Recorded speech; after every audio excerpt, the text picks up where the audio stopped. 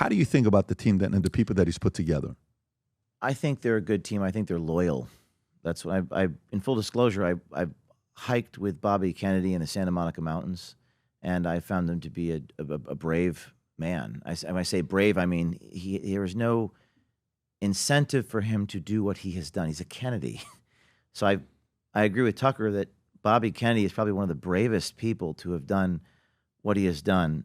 But I think going back to your point about incentives, in my case, and I speak from personal experience, let me give you a thought experiment. Yeah, I've been arrested by the FBI. I've been raided by the FBI. I've been sued 50 times. I've been through all these things. Haven't been shot yet. And what Trump has gone through is at the highest level. And I find that there is an incentive to betray people like Trump. Think of all the goodies you get if you go to the New York Times, and there's an incentive there. And I find that when you are pinched by the FBI, which I have been, and by the way, totally falsely accused. That doesn't matter if you did it or not. You're an innocent man. Forget that. But when they did this to Michael Flynn's son or something to the effect of, you better sign this form saying that your boss committed a crime, or you won't see your family for 10 years. How many people would take that deal? In other words, how many people would do the right thing even if they suffered? Now, that's a really terrifying, and you hesitate to answer that question because this is where things get really deep. Because when you're going after the most powerful people in the world, which we are doing, which Trump is doing, you have to find people, not, Pat, who just won't leak information. But if the FBI were to point a gun at you and said, you better sign a form saying that James embezzled money, they say, I will not do that because I fear God, not man. Or whatever, if you're a Christian, you say that. If you're something else, you say something similar. I fear God, not man. I will not bear false witness because it's the wrong thing to do. Well, then you're not going to see your family for 10 years. Okay. You have to find people like that. That's hard. It's hard to find those people. I go back to my original point. The instinct for self-preservation is an extremely important human behavior. And if you're going to do what Donald Trump is doing, or to a certain extent what Project Veritas was doing, going after Anthony Fauci and these types of people, and Pfizer and BlackRock and the FBI, you have to find people who are completely unbreakable. And that's just what we're talking about. How do you find that? Very difficult thing to do. And Donald Trump, I'll say one quick story about Donald Trump. I was with him a year ago in his apartment in New York City. And this was like right around the week he was getting indicted for some stupid stuff with the porn star. And he was signing a hat to my father. And I had done a story on the CIA. I exposed a CIA guy on tape who was on one of these dating apps giving away information. I'm resisting Donald Trump. I'm not giving information to the president. And he was, and Trump wanted to make a video with me about reacting to this. And I said, how do you deal with it? I said, I'm serious. How do you? And he goes, he's signing this hat to my dad. And he goes, I just don't care. I just don't care. I was like, you don't care? He's like, I don't care. Maybe he doesn't care.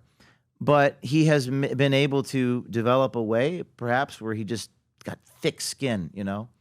But it's tough. It's really tough to face these attacks. And I can be strong, right? I cannot bear false witness, right? Mm-hmm. I can say, I will not talk to you, screw you.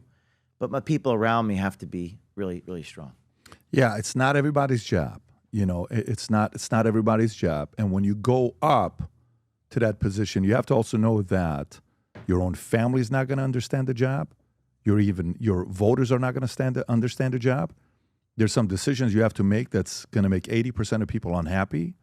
And then you're going to be also in positions where your character is going to be tested. You're hoping that part you don't fall for. Okay. But sometimes you wonder when these guys get in, another reason why they, flip or change or any of that. Who's more valuable to a U.S. government? Somebody that I have information on that I can control when I give him the job, or somebody I don't have information on? I don't know if you understand the question, what I'm saying. Said that again so I understand. Who is more controllable? Somebody I hire that I have information on them, some intel on them, that's maybe sensitive, that they wouldn't want to be public. Right. Am I better off hiring somebody that I have something like that, or am I better off offering a job to somebody that I have no intel on them? That's an interesting I don't question. know. And it depends on your style of leadership. Interesting. And whether you have something, I mean, everyone has skeletons in their closet, correct? Maybe something we've done that we're not proud of. Would you agree with that statement? Maybe not illegal, although maybe you stole something when you were a teenager. But isn't it true that every single one of us has something that we're not? No one walks on water. Everyone sins in a different way. We sin. And I mean, I said myself included.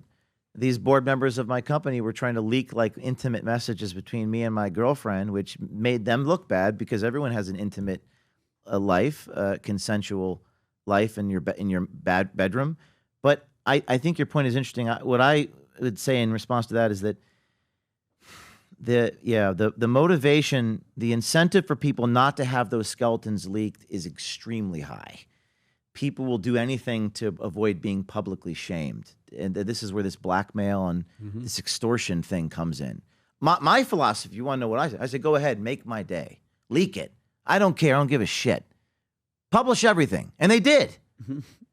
Evidently, they don't have much on me because the FBI went through every message in my phone for 5 years, and all they could get was some kinky messages between me and my girlfriend. But I do think that what is your answer? Which of those do you think as an employer you'd focus on between those two? No, to me, it depends what type of a leader you are. Depends on what type of leader you are. It depends on what type of a leader you are, because I've watched how some of our guys led their guys and some of my competitors led them. I was in a previous company, and I watched how one guy led one of his guys who he held him hostage because every month that guy under the table was giving him cash for loans and stuff like that, mortgages, and then all of a sudden, the day it stopped, that guy lost all his licenses. So he liked having information on his guys to hold him hostage. But deep down inside, that relationship is a dark relationship. And you don't have the loyalty. It's kind of like, imagine, Anna Nicole Smith marries that billionaire, whoever the guy was. 90-some years old. And he was 88 years old, whatever his age was, right? She marries this guy, old as hell. And you think all the money in the world is going to win her love over? No. You just win her sex over. You don't win her love over, right? Whoever this J. Howard Marshall was, that she ends up with this guy, and next thing you know, he dies. She's wealthy, and then she dies from overdose, right? You can, win someone's sex over, their body over. Love, you can't win love with money. That takes a lot of work to get someone's love, right?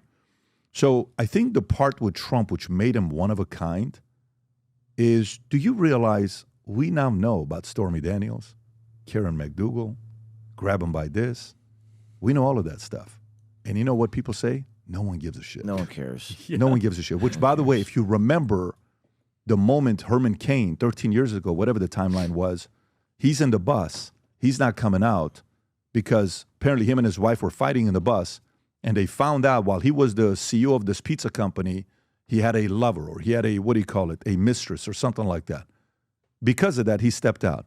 While Trump would come out and say, listen, it's my personal life. It's between me and my wife. We're moving on. What do you want to ask me?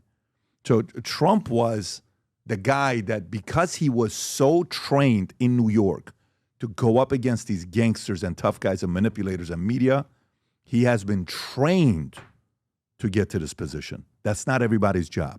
So I think for him, he got so much moral authority today that if you cross him, the world is going to defend him, not you. Not the world. I'm not talking mainstream media, but the people that are his supporters. So I don't know if he needs it today.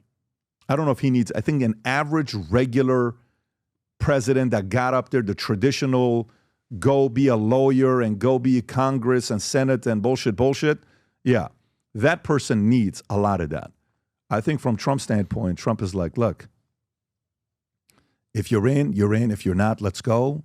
If you're going to roll, you roll. But I don't give a shit about what mistakes you made. I mean, I know what I've done. And I'm like, let's go. I think my concern as an employer would be, I don't know if this falls into your dichotomy, but okay, you have information on people. Will the person allow the enemy to use that information as leverage? And I'm the type of person where they may have something on me. I don't care. publish it. But do my employees, are they able to be strong enough, or will the enemy come and say, we have this information about you, now betray your mission? Well, by the way, you know what that is? What? That's a pure test to find out who was loyal and who wasn't. So it's an awesome situation. It's a tier 1 test. Tier 1 because that's a real test. That's a real test. Then you're like, oh, so it wasn't. It was because it's, you're just benefiting from what you were getting. I got it. Cool. It's good to know now. I got it. No problem. We're good to go. These moments where you're tempted to steal money, where you're tempted to do certain things, where you're tempted to go through, what things we're investigating somebody right now. It's been going on for a few months. The stuff I found out yesterday of one of these guys that we've been investigating has done. You're investigating in a former person that used to work with us, yeah. Do you know what things we found? But by the way, you have to hear what he used to say. All the lines. James, you're like a father figure to me. Crying while behind closed doors. Taking money and taking all this stuff. But these are beautiful situations because you know what happens when the investigation's over with? We're going to publicly report it to everybody here, to our employees. You know why? It's the same thing we did in the insurance company. If anybody at all sold insurance doing forgery, we told everybody. We told everybody and said, that guy's insurance license is lost for 10 years. He can never do insurance again. Go ahead and test it and see what happens to you.